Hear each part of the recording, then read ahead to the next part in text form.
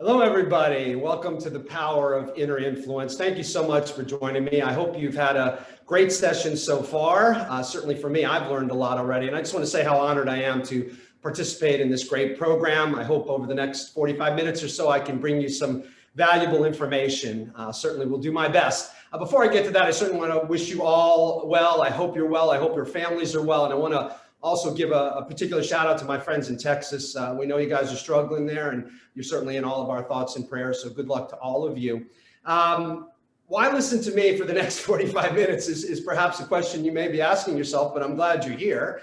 My experiences are varied, and perhaps based on those experiences, I can bring some insights to you that could be of some value. Certainly that's what I'm hoping to do. I've spent some time at two Fortune 500 companies. I've been in private practice and now in academia. So been very fortunate in my career to be able to see this amazing profession we're all in from many different vantage points. I mentioned earlier today, and hopefully some of you were able to join in the discussion about diversity, equity, inclusion, that actually some of you may know, but my first job in academia was at Miami-Dade Community College teaching opticians. So I've always had a fondness for the optician community, the expertise, and a respect for what you all bring to the table. So certainly very happy to be here with all of you.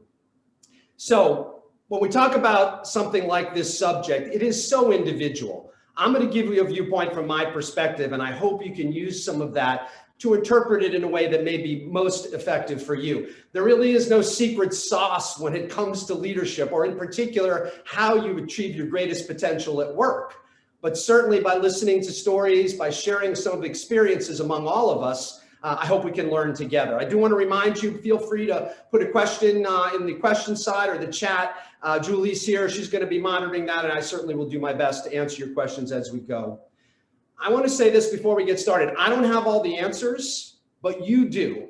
Individually, you know what it's going to take for you to continue to rise as a leader. We have some current leaders here, some up and coming leaders. You know what it's going to take. Sometimes it just requires thinking about it a little bit, giving some time to contemplate the issues. I've made some mistakes along the way. There's no question about it. I'm hopefully going to minimize some of those for you by sharing some of my own personal stories. Some I actually haven't shared very often, but I thought might be helpful as we navigate through this subject matter. So let's talk for a minute about leaders. Here you see a group of leaders that you're probably very familiar with. Certainly the one on second from the top left, one of your great leaders, but these represent leaders in quotes. What is it about these people that has made them leaders? How do you define leadership? Do we discuss it? Do we prepare to be a leader? And what I'm going to encourage you to do is define that for yourself. For you, what is leadership? As you look at the leaders out there, as you look at the leaders you've come into contact with, what do you learn from them? Both the great leaders and the not so great leaders. And we need to find time to discuss those issues, to prepare to be a leader, just like we prepare for anything. I think for many, we think, well, this is natural. I'm either a leader or I'm not, and I'm going to navigate my way through as it comes. And what I'm here to tell you, and someone who's made a few mistakes along the way, prepare. Just like you would prepare for anything, prepare to be a leader. These people prepared to be a leader too. Are they leaders? Why? What are the characteristics for you that truly make a leader? And again, this is so individual. But I think there are some, in my opinion at least, leadership non-negotiables, at least for most of us. These are the kind of things that we generally agree upon, define what we see as good leaders and characteristics of good leaders. I'm not going to spend a ton of time here, but I want to just list them because each of you may find something in here that speaks to you. So trust, for me, is at the top of the list. No good leader is successful without the trust of the people around them. And that comes through integrity, authenticity, humility, and self-awareness, something that for me, I've seen in the leaders that I've admired. A service to those in need. Could be the people around us, could be our family members, it could be those we don't know. Cultural competency and humility. Today, not any more important than ever, I should say, is the importance of us understanding cultural competency and humility. Communication skills and optimism for opticians, for optometrists, for ophthalmologists, our ability to communicate with our patients is so critical, and the people that we serve. Ethical responsibility to yourself and others. These are clear, Probably the one that's debated the most is experience. Do you have to have experience to be a great leader? I'm going to pause at that question and we'll come back to that because I hope we can answer that as we go, but certainly open for debate. So why this leadership stuff? And just as a few foundational pieces, ultimately leadership and sustainable leadership is going to connect your mission, your vision, your values, the things that make you and your company what they are, you and your organization, you and your small business, medium business, large business. I have to say, I'm not always the one that steps up first when the discussions come up about mission, vision, and values. It seemed to me to be very philosophical, but as I've learned more about it, it is so critical to your success. And spending time on those key issues will ultimately allow you to sustain the type of leadership that you're looking for, at least in my opinion. And creating future diverse and sustainable leaders, I believe, is the mission for all of us. So why? Why is sustainable leadership even important? Because it does have the potential to create long-term change, and growth equals change. You all want to grow, you're going to have to change and adapt. And it is so true today when we look at things like artificial intelligence, virtual reality, 3D printing, telehealth. These are things that are changing our world, and we have to adapt to it in order to truly remain leaders in what we do. We have to address complex challenges, which we all face, and we also have to make sure they're rooted in our true values and what makes us who we are. So the subject today is the power of inner influence. And I just wanted to share two quick thoughts on this. Number one, inner influence and the critical nature of it. How do we influence ourselves? What's inside our head and how it influences us? What we think we can do, what we think we can lead, who we think we can lead. But in the other side, I believe, and I just want to point out to you that there's potential downsides. Getting stuck in where we are and not believing we can do more, not believing that there's an upward path for us. So I think there's pros and cons to this inner influence that we have, and I'm going to try to discuss a little bit with you today. So starting with a little bit of my own story, I would share with you that it is so critical to take advantage of opportunities. I was in a private practice, practicing with my father, loved what I did every day, and had opportunities to do other things. I never checked all the boxes in any of those opportunities. And it's a really important point that I want to try to make for you. I hear a lot of people say, well, I'm not going to take an opportunity. I'm not going to look at that. I'm not going to strive to move up because I just don't check all the boxes. And one thing I've learned in my career is no one checks all the boxes. So don't feel bad about that. Try it. Put your foot in the water. Give it a test. See if it's something you can do. Don't worry about the fact that you can't check all the boxes because candidly, none of us can. I hear a lot of people say that's a stretch for me. Well, let me tell you another secret. All jobs, when we move up to the next level, it's a stretch for all of us. Don't let that slow you down. You can do it. The confidence that you can do it. The idea that you are going to have to learn along the way, but don't feel like you have to check all the boxes, that's such a stretch for me. A personal story for me and why the drums in the slide, you may be wondering. So I was going to be a drummer. That was going to be my career path. That's what I had in mind for myself. I wasn't even going to go to college.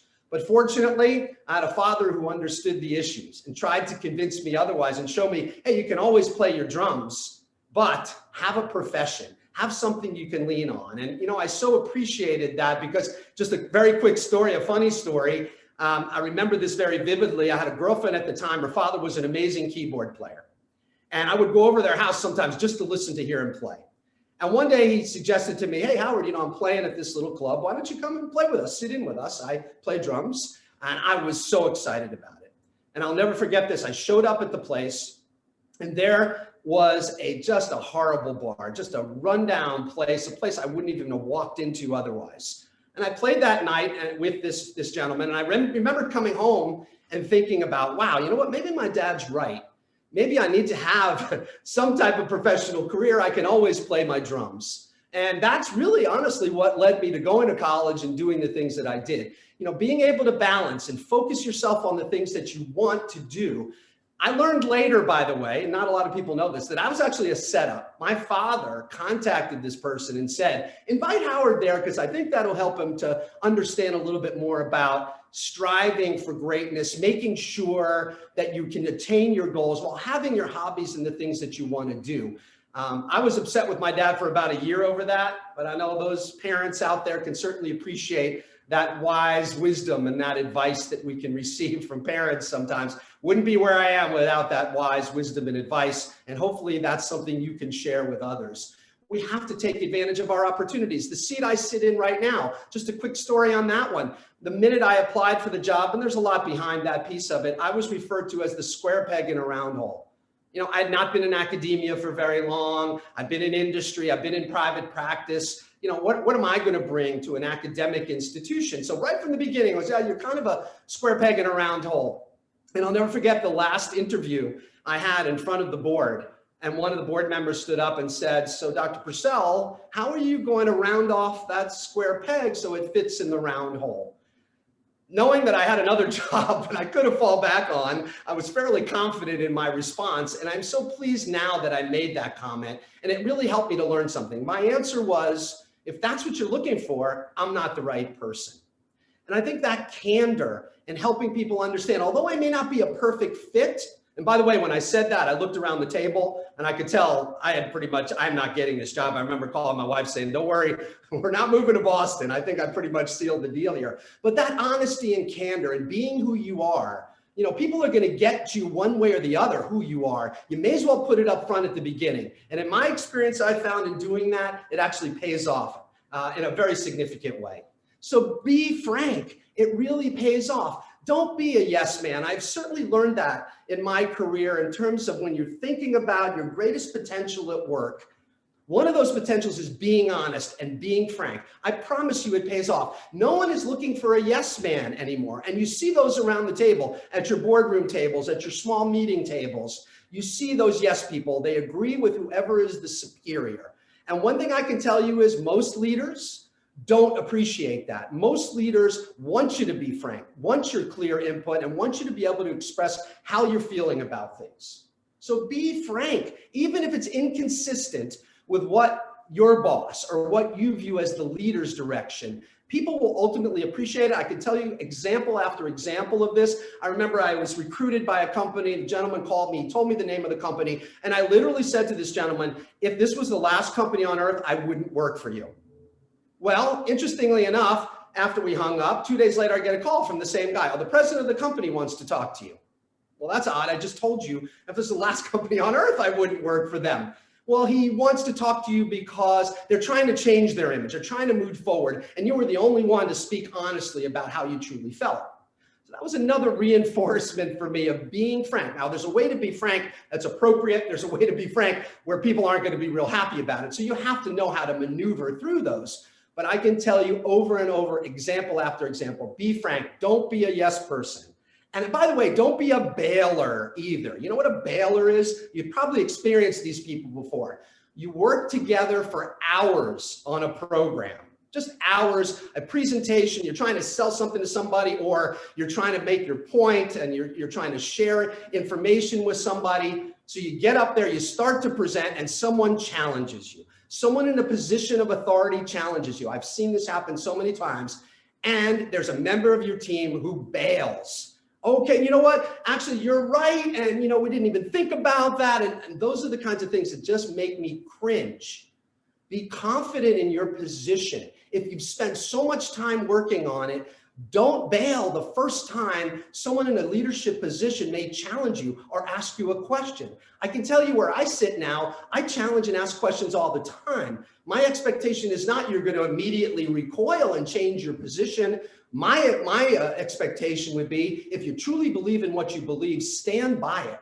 I promise you it'll pay off. There will be times people may not be happy with you, but more times than not, your honesty, your sincerity, and sticking to your guns on something you believe, at least in my experiences, have truly paid off for me. One other thing I want to mention in this category, and that's stop when you get a yes. And what do I mean by that? So here's the example. I worked really hard with somebody in preparation for a program. And not unlike what we just talked about, where someone is where you're just making sure they're understanding and you're not bailing out on them, there's also a circumstance in leadership that you have to be careful about. We went to present to Johnson & Johnson leadership about this concept we had, this great idea, but we spent hours on the presentation. We go to present it, we get to our first slide, and the president of the company says, I love it, it's great, let's go. Well, my partner in crime, who had really been the one who spent the majority of the time, wanted to go through the presentation. She had spent a ton of time, as we both had, and she was not going to be deterred. Let me just tell you from personal experience, stop when you get a yes. You may have this desire, you want to share, you want to make sure people understand what all the work that you did, but when you get the yes, move on. Again, a personal experience to share with you. I'm going to pause just for a second, and I just want to make sure, Julie, do we have any questions, thoughts at this point? I can continue on, just want to double check. We do not at the moment, although I would personally say always stop when you get the yes. And have that perseverance as well. I agree with you.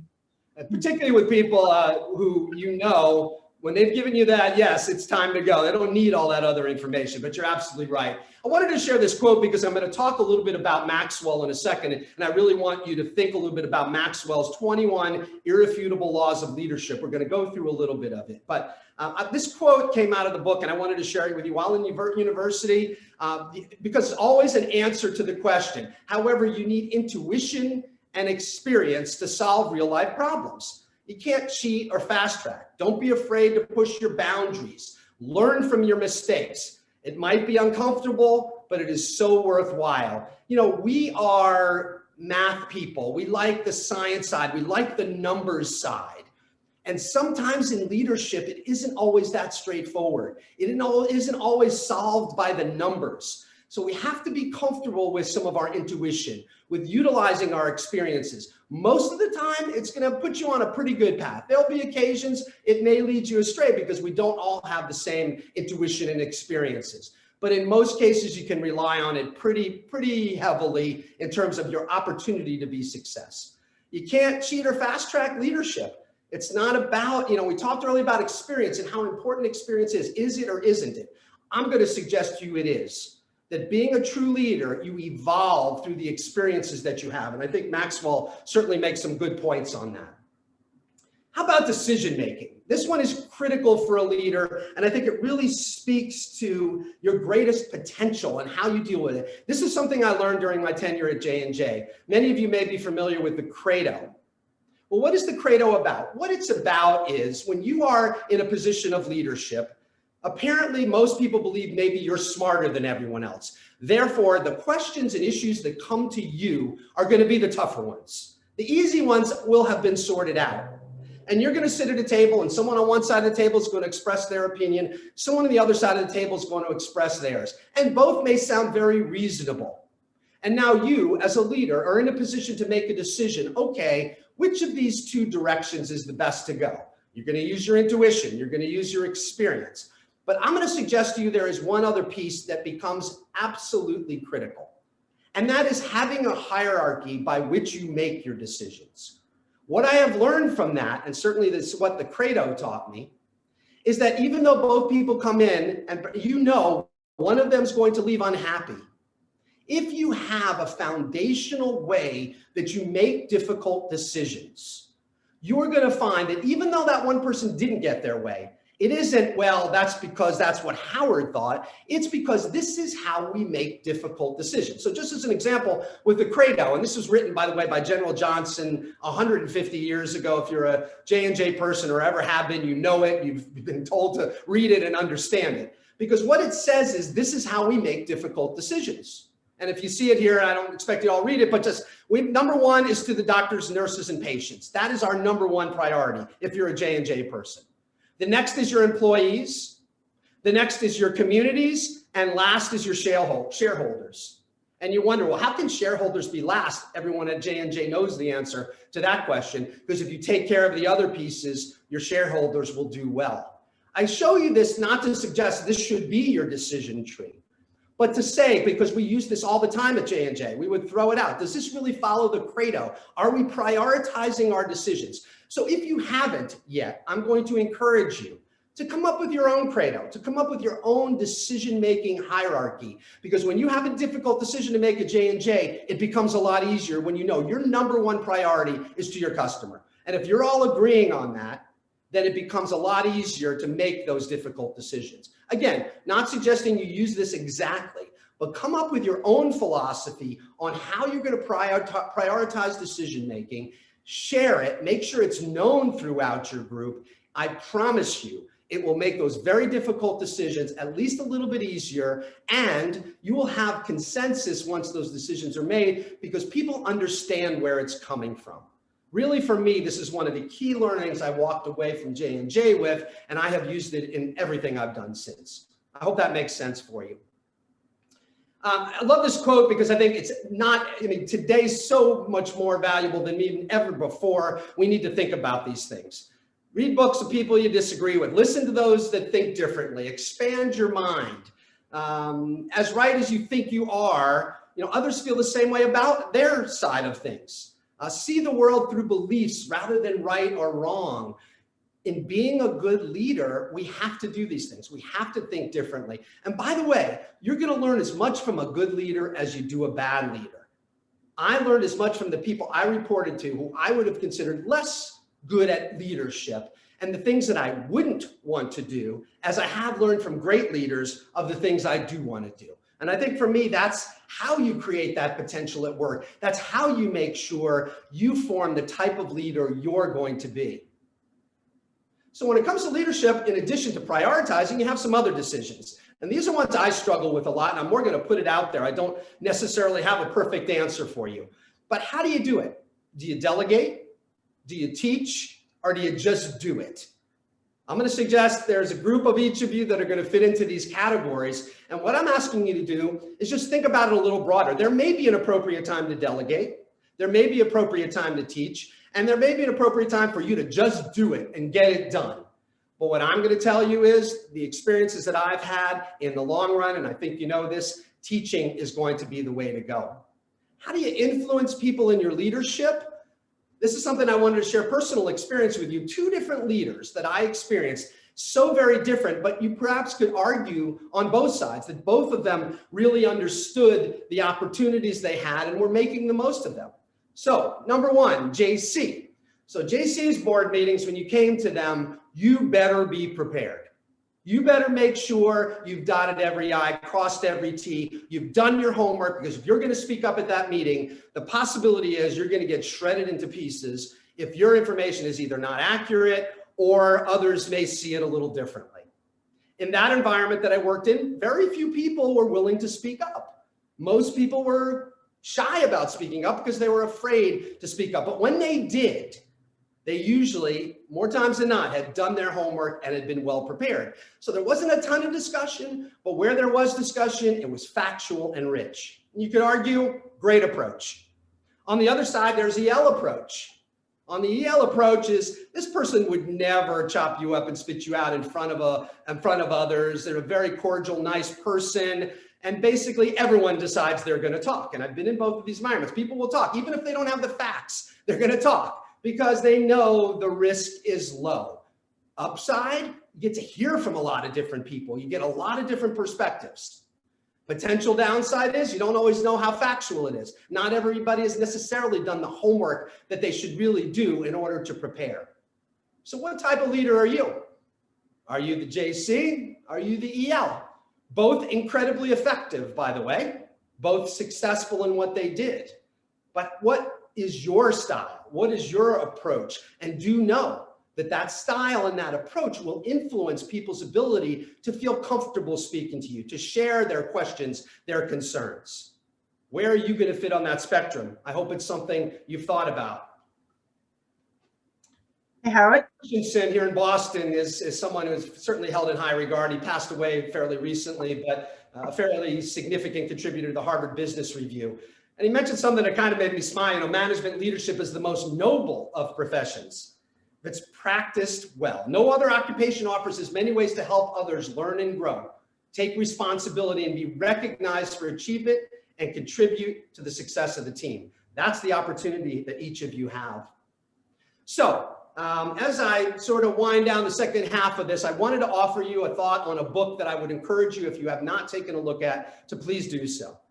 It's Maxwell's The 21 Irrefutable Laws of Leadership.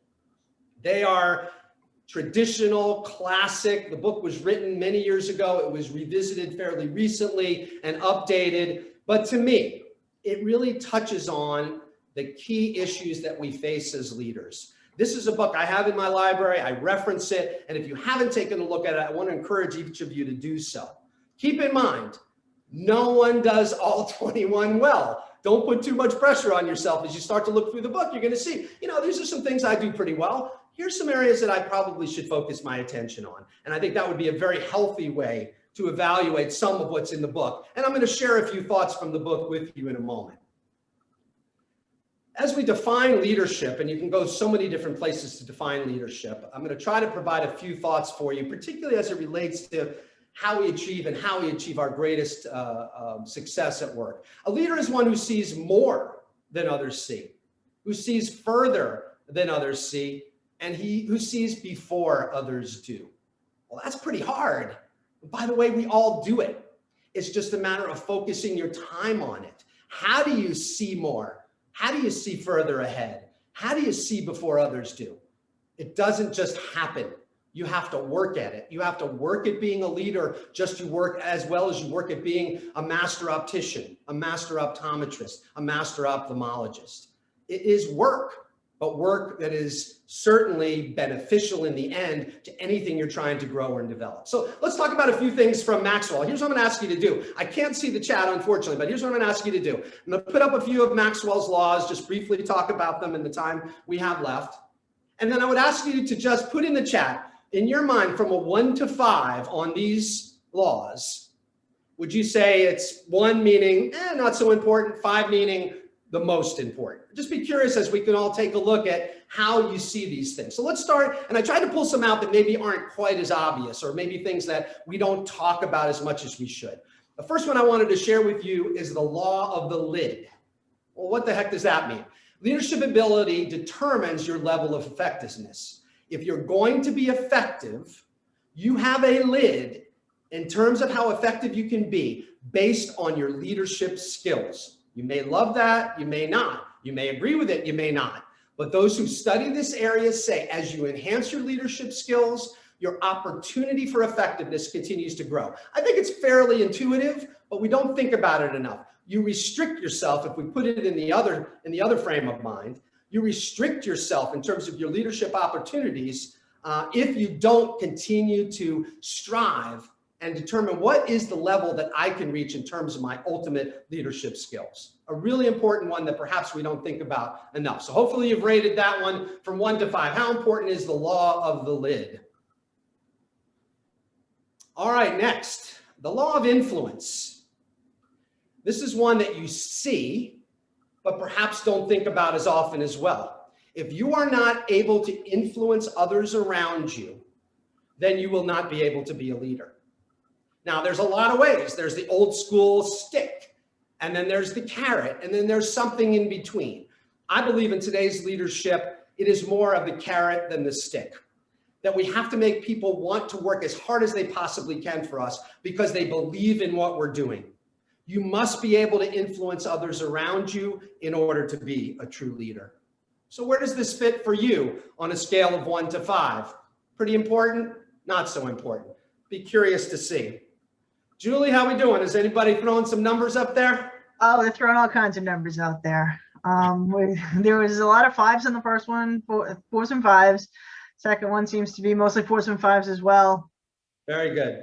Very good. Well, I think then we're consistent in our beliefs. I tried to pull up some of the ones that I thought people would find reasonably important, and that's something that I hope we can continue to think about.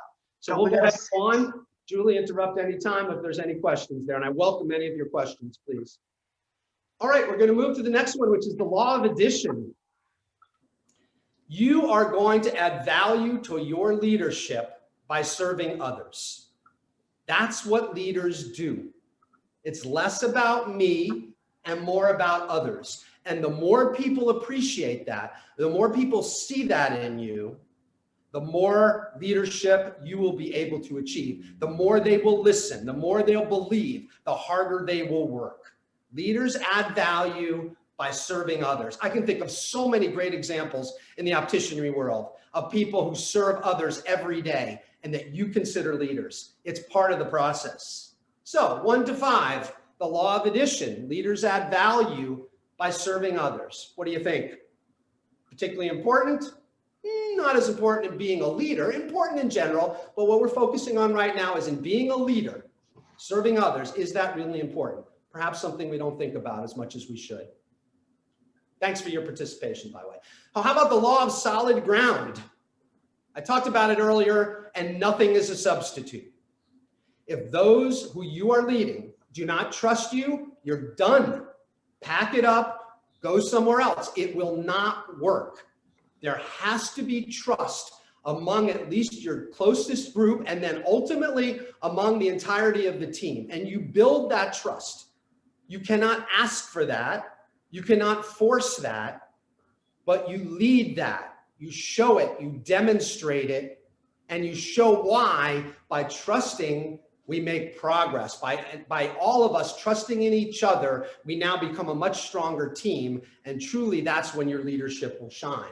So I hope most of you are going to put a 5 on this one. Again, I can't see it, but I'm going to keep my fingers crossed. Trust is the foundation of leadership. There's just no question. And it's complicated. How do you get people to trust you? What do you do? Well, think about how you act with your friends. Think about how you act at home. They trust you. Your people around you trust you. What are those attributes? What have you viewed in others who you trusted?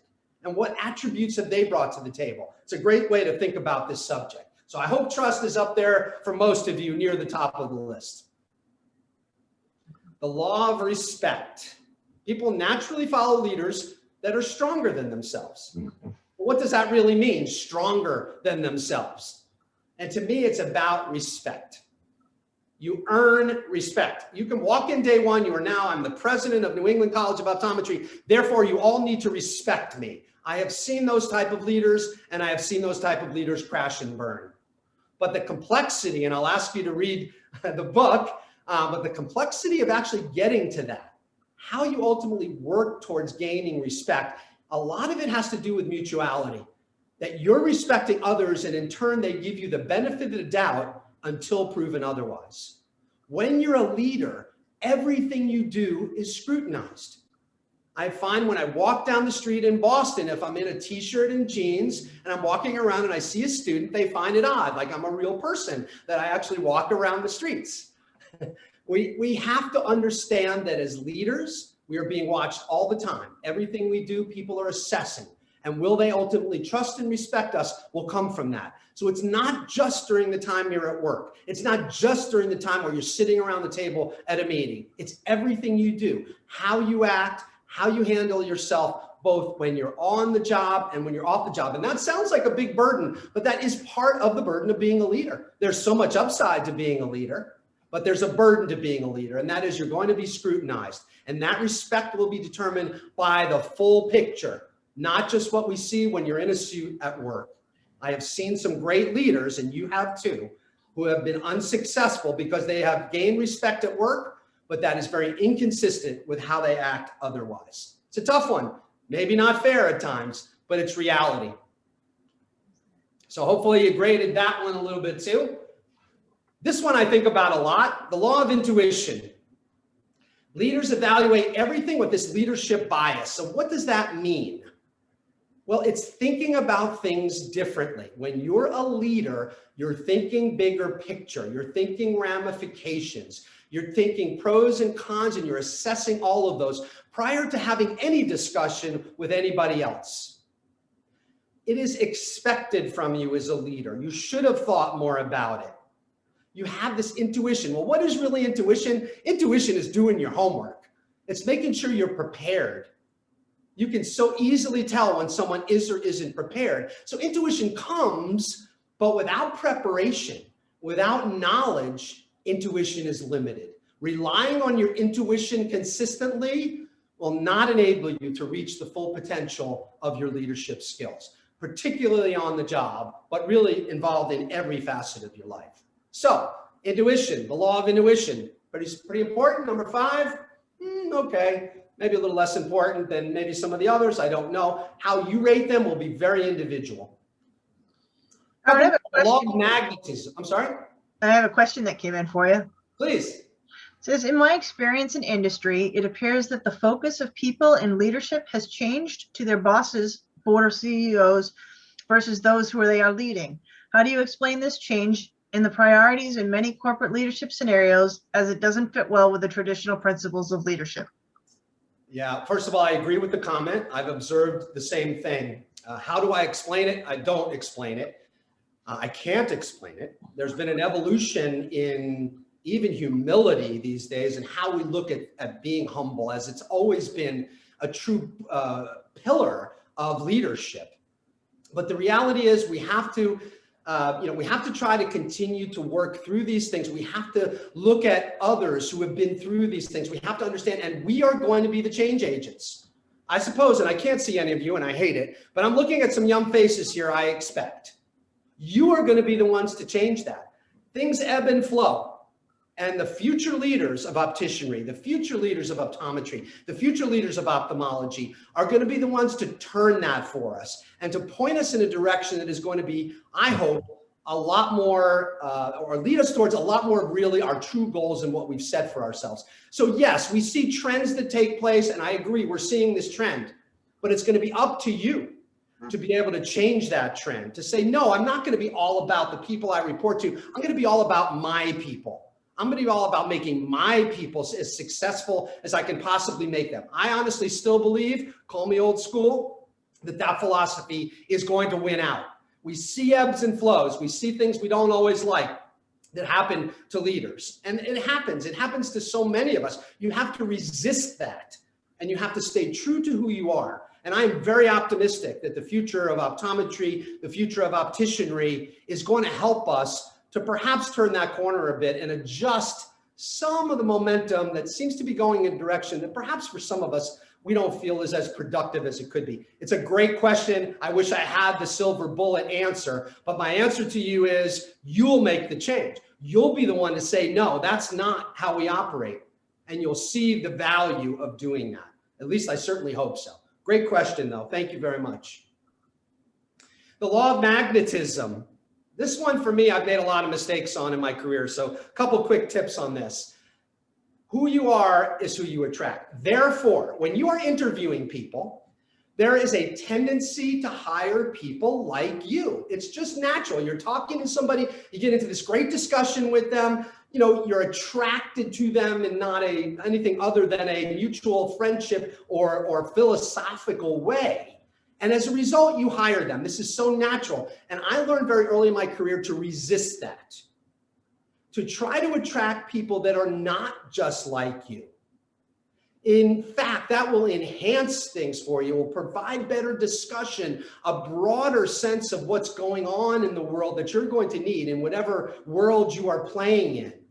But the reality is we have to be able to be broader in terms of who we hire. Be careful you don't hire all people who are like you. It's harder. You have to resist it. But I promise you, in doing it, you will have much more fruitful discussions. But it's harder. It's harder as a leader to now control this group who all has such divergent opinions on how things should be. It's harder. But in the end, it pays off. I hope some of you attended earlier the diversity, equity, inclusion talk where we talked about the importance of having diverse groups, not just because it's the right thing to do, but because your business is going to be more successful. You're going to understand things better. You're going to have a broader perspective. So be careful and not make the mistakes I made early in my career, hiring a lot of people who were just like me because it made sense. I liked them. I got along with them. Resist it and it will pay off as a leader. I promise you that. 1 to 5, what do you think about that one? We're going to move to the law of connection because I want to share a couple of quick things and then I'm going to wind down here and see if you have any other questions. The law of connection. Leaders touch a heart before they ask for a hand. I'm going to leave that one where it is. We expect our leaders to be caring, to be sensitive about what's going on in our lives that may be going on outside of the workplace. I believe good leaders do that. It's harder. It takes a lot more time. Also pays off in the end. What do you think about the law of connection? 1 to 5, where would you put it? The law of the inner circle. A leader's potential is being determined by those closest to them. No question. Reassess and continue to reassess the people that you surround yourself with, because in the end, your potential is determined by them. Might not be something we love, but it's real. What do you think about the law of the inner circle? 1 to 5, how important is that? Pretty critical. Law of empowerment, only secure leaders give power to others. This one you've heard about a lot, but it's hard, right? You want to show people you're doing a great job. It isn't natural and intuitive to show people your team is doing a great job, but it's the way you move forward. If a leader sees there is no one to backfill your position, then you're going nowhere. A leader wants to see you're building other leaders. It's a hard one, I know that. But give that power to others. Give them the opportunity to demonstrate what they're doing. In the end, it is an incredibly positive reflection of you. The law of empowerment, only secure leaders give power to others. That's a 4 or 5, I hope. The law of picture, people do what they see, so be careful. We talked about this one earlier. Make sure you're setting a good example because people will mimic what you do. They're going to use some of the words you use, some of the phrasing you use. As good leaders, that's what happens. But keep in mind, they're going to do what they see. Be that good mirror. Make sure you're showing them what you want to see in them. Really important. 1 to 5, what do you think? The law of buy-in. People buy into the leader, then the vision. This is one that took me a while to learn. I want everybody to know my vision. I want them to see, let's go. No, they want to know about you first. They need to buy into you first. Once they buy into you, then they perhaps will look at your vision. Learned that one the hard way, so hopefully that'll help a couple of you who haven't quite gotten to that point yet. 1 to 5, the law of buy-in. I mentioned this earlier, learning opportunities come from all leaders, good and bad, and you are going to be the type of leader that you will immerse yourself in those who have come before you, those who have influenced you, and those are the people who you are going to emulate, be it good, bad. You won't do the bad things, you'll try to mimic the good things. Victory is important, right? Leaders find a way for the team to win. Start with small things. If you're a new leader, find a little thing that you can succeed in. It doesn't have to be a big thing, but get some victories out of the gate. Even they're small, it builds momentum. And that's critically important, which is the next law, the law of Big Mo. Momentum is a leader's best friend. Don't go after the huge thing first.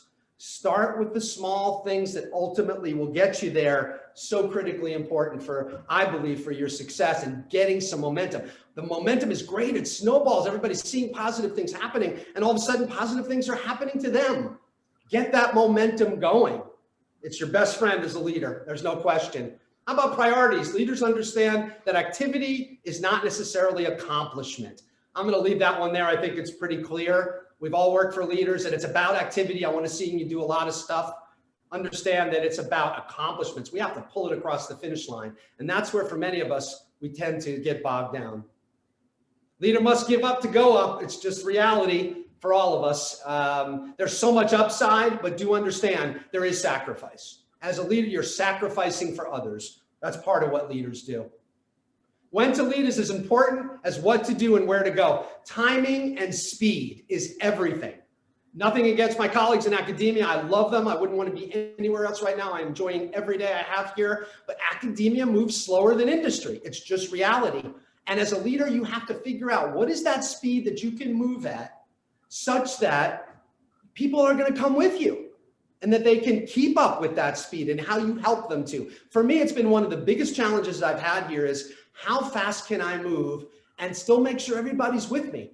Because the ideas generate, but then there's people who have to execute. So make sure that you understand the importance of timing and speed and adjust as necessary based on what you feel like your team can manage and be observant of what they can manage. To add growth, lead followers. To multiply it, lead leaders. Pretty straightforward.